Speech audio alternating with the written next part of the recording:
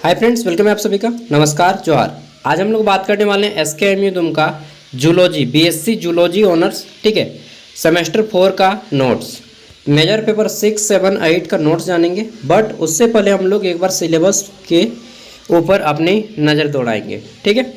तो जितने भी लोग BSc जूलॉजी कर रहे हैं, मैं मानता हूँ कि आप थोड़ा सा एक्स्ट्रा ऑर्डिनरी बॉय या गर्ल जो भी है, ठीक है अपने सोसाइटी से, क्योंकि BSc जूलॉजी करना सबके बस की बात नहीं होती है, आई नो, ठीक है। चलिए, जो भी है अच्छा है। तो मेजर पेपर जूलॉजी 6 में क्या पढ़ना है आपको, यहाँ पे देखिए, इसमें पढ़ना है यहाँ पे आपका फिजियोलॉजी, ठीक है। फिर आपका इसमें ही है आपका एंडोक्रिनोलॉजी एंड रिप्रोडक्टिव बायोलॉजी, ठीक है। इसको आपका 2 यूनिट में डिवाइड किया गया है। फिजियोलॉजी पहले यूनिट में है और दूसरे यूनिट में आपका बाकी सारा है, ठीक है।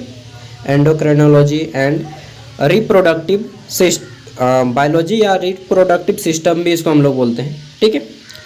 तो ये सारे टॉपिक हैं यूनिट 6 के। यूनिट 6 के बाद आता है यूनिट 7।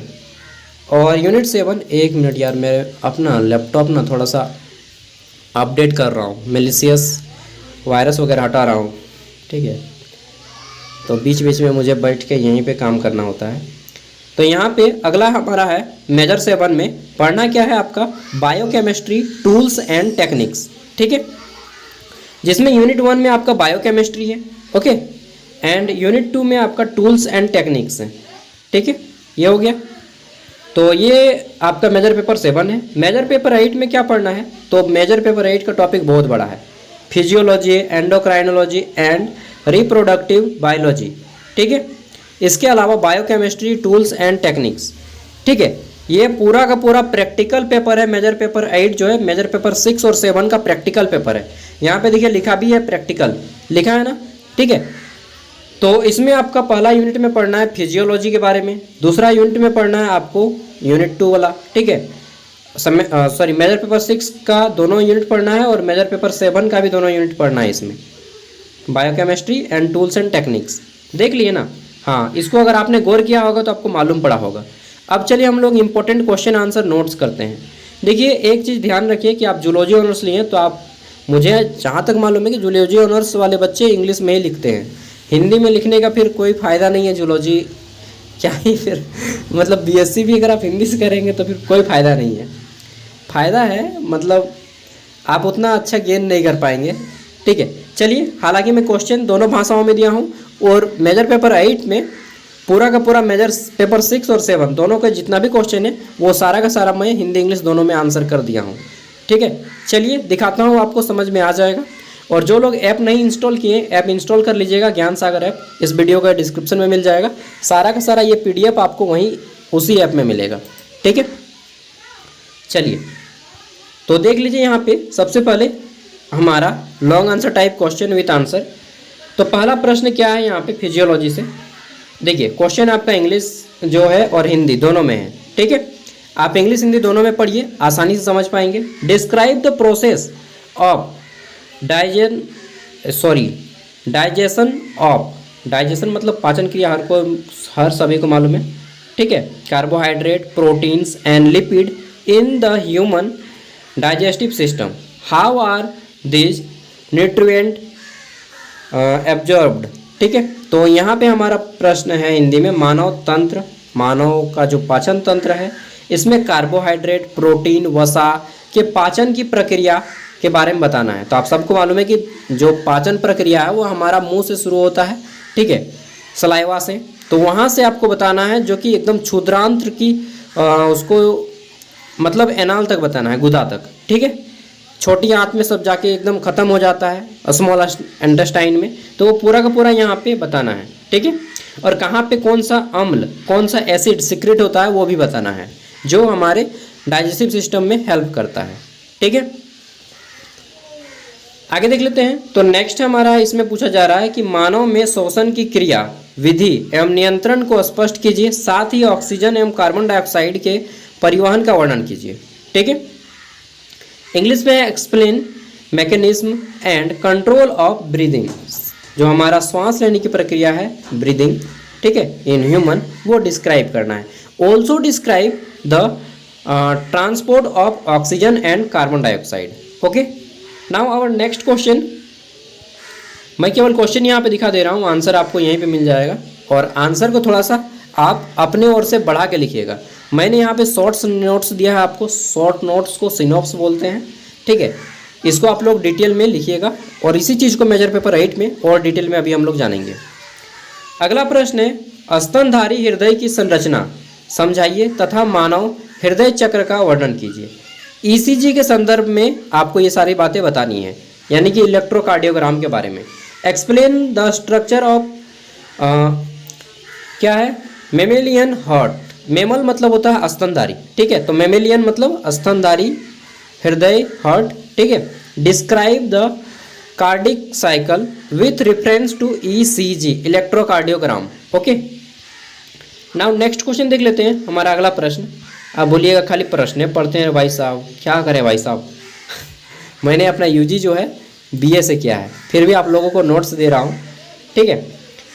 तो यहाँ पे है describe the structure of a neuron. Neuron मतलब तंत्रिका तंत्र वाला, ठीक है। And explain the mechanism of nerve impulse, ठीक है, कंडीशन। हिंदी में हमारा न्यूरॉन की संरचना, ठीक है।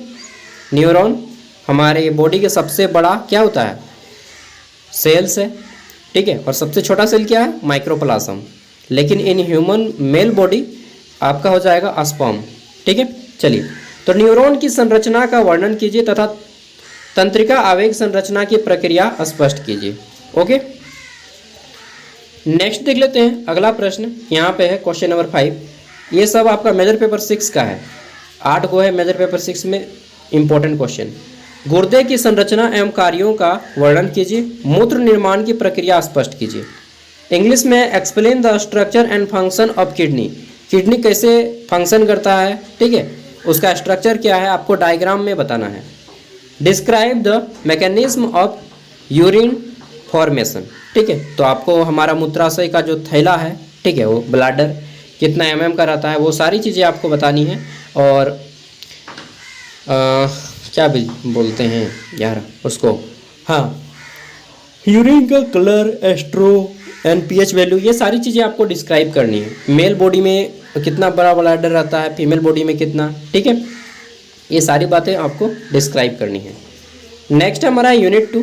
यूनिट 2 का हमारा पहला क्वेश्चन है, पीयूष ग्रंथि की संरचना, ठीक है, स्रावित हार्मोन तथा उससे संबंधित रोगों का वर्णन कीजिए। पीयूष ग्रंथि आप सभी को मालूम है, मास्टर ग्रंथि है हमारे बॉडी का, ठीक है, और यह मटर के दाने के समान रहता है। अरे भाई हटो ना यार आजकल स्पैम कॉल बहुत ज़्यादा आता है ना, आपको भी आता होगा।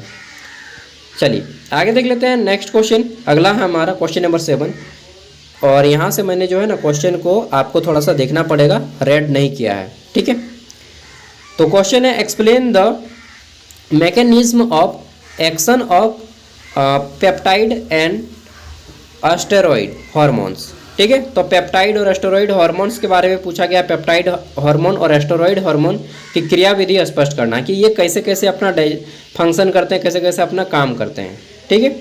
देखिए मैं ज़्यादा बड़ा नहीं दिया हूँ, क्योंकि ज़्यादा बड़ा दे दूंगा आपको 600-700 वर्ड का, तो फिर आप पढ़ने में आप पागल हो जाएंगे। अरे बाप रे, ये क्वेश्चन पढ़ते पढ़ते हालत ख़राब। इसीलिए छोटा छोटा दिया हूँ ताकि आप सभी क्वेश्चन को आप इजीली पढ़ सकें। नेक्स्ट है हमारे यहाँ पे डिफरेंटिएट बिटवीन एस्ट्रोस साइकिल एंड क्या है आपका मेंस्ट्रुअल साइकिल। तो ये सब तो मालूम है, ये सब के बारे में ज़्यादा नहीं बोलूँगा, गर्ल्स को एक्सप्लेन बहुत अच्छे से होता है, ठीक है। मैंने भी एक बार एक गर्ल्स से पूछा था, तो बोलते हैं ये सब क्या पूछ रहे हैं आप। हम बोले चलिए कोई बात नहीं, तो फिर उन्होंने बहुत अच्छे से एक्सप्लेन कर दिया, ठीक है। मेरा कोई रॉन्ग इंटेंशन नहीं था, बस मैं जानना चाहता था, ठीक है। आप लोग भी सोचते क्या भाई यार तुम भी। Major 7 biochemistry tools and techniques, ठीक है। तो यहाँ पे मेजर 7 में बायोकेमिस्ट्री टूल्स एंड टेक्निक्स में हमारा पहला प्रश्न है, क्या है कि कार्बोहाइड्रेट की संरचना, वर्गीकरण एवं जैविक महत्व का वर्णन करना है, ठीक है। Describe the structure, classification and biological signification of carbohydrates, ठीक है। आगे देख लेते हैं। अच्छा, CHO ये सब आपका जो है स्ट्रक्चर बताना है कार्बोहाइड्रेट का, ठीक है। मोनोसैकेराइड, लैक्टोस, फ्रुक्टोस, जितना भी होता है सब आपको बता देना है, ठीक है। और किससे हमें कार्बोहाइड्रेट का आपको मालूम है ह्यूमन बॉडी का सबसे महत्वपूर्ण अंग माना जाता है, मतलब सॉरी सबसे महत्वपूर्ण न्यूट्रिशन माना जाता है। नेक्स्ट है हमारा question number 2, explain the structure and classification and function of protein, ठीक है। अच्छा, किसी को अगर ऐप नहीं डाउनलोड करना है तो केवल क्वेश्चन को यहाँ से देख के स्क्रीनशॉट मार लीजिए और क्या कीजिए आप कि ये सारा क्वेश्चन को आप गूगल में सर्च कीजिए एक एक करके। कितना कर पाएंगे? उतना नहीं कर पाएंगे तो ऐप डाउनलोड कर लीजिए, 60 रुपया लगेगा, लाइफ टाइम 4 साल के लिए फ्री हो जाएगा। ऑल सब्जेक्ट, मेजर हो, माइनर हो, एसी हो, सेक हो, ठीक है, चाहे आपका क्या बोलते हैं, हर एक पेपर में काम देगा। ऑल सेमेस्टर, सेमेस्टर 1 to 8 तक, ठीक है। आगे दिखाते हैं हम आपको डायरेक्टली मेजर पेपर 8। चलो भाई मेजर पेपर 8 पे आ जाते हैं। ओ ला ला ला, ओ मेरे दिल के चैन, चैन आए मेरे दिल को दुआ कीजिए। देखिए मेजर 8 में जो है ना, मैंने क्वेश्चन एंड आंसर दोनों हिंदी इंग्लिश दोनों में दे दिया है। वाई भाई ऐसा क्यों किए इसमें? ऐसा इसलिए क्योंकि मेजर पेपर 6 और 7 दोनों को इंक्लूड किया गया है मेजर पेपर 8 में, इसलिए मैंने जो है दोनों को इसमें Hindi English question and answer दोनों दे दिया है, ठीक है। चलिए हाँ, इसको थोड़ा सा और बड़ा करते हैं और यहाँ से हमारा मिल जाएगा। मैं इसको आज मोबाइल पे शूट कर रहा हूँ बिकॉज लैपटॉप बता दिए अभी उसको थोड़ा सा वर्क करने दिए हैं। मेजर पेपर 8 यहाँ से शुरू होता है, इसको आपको नोट्स बनाना है घर में।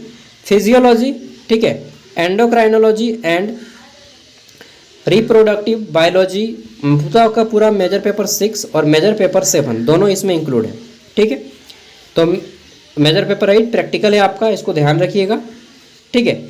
इसमें आपका फिजियोलॉजी से प्रश्न है हमारा कि मनुष्य के रक्त में हीमोग्लोबिन के आकलन की विधि का वर्णन कीजिए। Explain the method of estimate of haemoglobin HB% in human body. आपको मालूम है हीमोग्लोबिन का यहाँ पे नॉर्मल रेंज भी बताया गया है कि इन फीमेल बॉडी, स्त्रियों में सामान्यतः 12 ग्राम माना जाता है। 12 ग्राम से एबव है तो अच्छा है, ठीक है, 12 से कम है तो आपका थोड़ा कम है। मेल बॉडी में 13 ग्राम या उससे ज़्यादा होना चाहिए, तभी आप हेल्थी माने जाएंगे, ठीक है। चेक करने का कितना लेता है? 50 रुपया। मैं खुद चेक करता था क्योंकि मैंने पैथोलॉजी में काम किया 3 साल, ठीक है, तो मुझे ये सारी चीज़ें आइडिया हैं, ठीक है।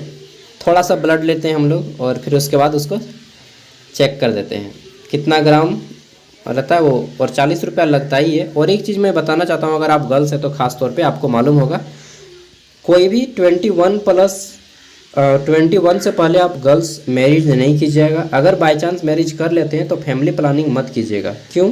क्योंकि अगर आप उससे पहले अगर फैमिली प्लानिंग करते हैं तो आपको जो है खून की कमी हो जाएगी, ठीक है। इतना कम एज में खून की कमी हो जाएगी, हीमोग्लोबिन आपका कम हो जाएगा, तो फिर वही सीजर चलाना पड़ेगा, बड़ा ऑपरेशन, नॉर्मल डिलीवरी नहीं होगा, ठीक है। आई डोंट नो कि आप कौन है, मैं नहीं जानता, ठीक है, बस मैं आपकी सेहत के लिए ये सारी चीज़ें बोल रहा हूँ।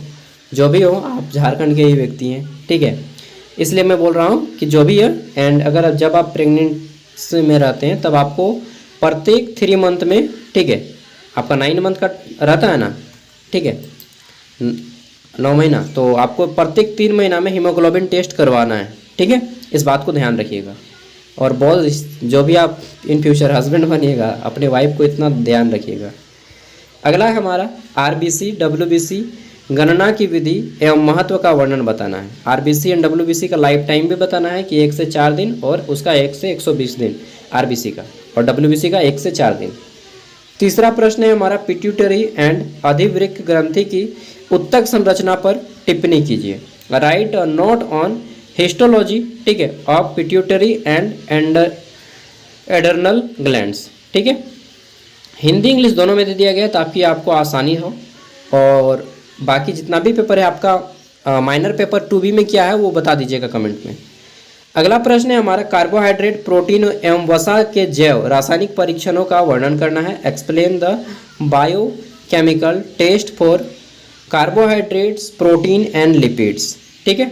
उसके बाद हमारा आता है क्वेश्चन नंबर 5, जिसमें पूछा गया है, क्या पूछा गया है, इतना बड़ा वर्ड है ना, क्या बताएं। स्पेक्ट्रोफोटोमीटर का सिद्धांत, भाग एवं उपयोग का वर्णन कीजिए। यह क्या होता है इसके बारे में बताना है। ठीक है, नेक्स्ट देख लेते हैं। तो यहाँ से हमारा क्वेश्चन पूरा का पूरा कंप्लीट हो जाता है। ठीक है, देखिए मैं जितना भी दे रहा हूँ यह इनफ नहीं है, आपको इनफ करना होगा, खुद से मेहनत करना होगा। ठीक है, हालांकि इनफ है फिर भी आपको मेहनत करना है। ठीक है, आपको खुद से मेहनत करना है, खुद से और भी क्वेश्चन और नोट्स बनाने हैं और ये सारा नोट्स आपको पढ़ना है। ठीक है, लिखना है। Okay bye, thank you. उम्मीद करता हूँ आपको वीडियो पसंद आए, लाइक कीजिएगा एंड आपके जितने भी फ्रेंड सर्कल में दोस्त हों सबको ऐप के बारे में भी बता दीजिएगा। ऐप का लिंक वीडियो का डिस्क्रिप्शन में मिल जाएगा।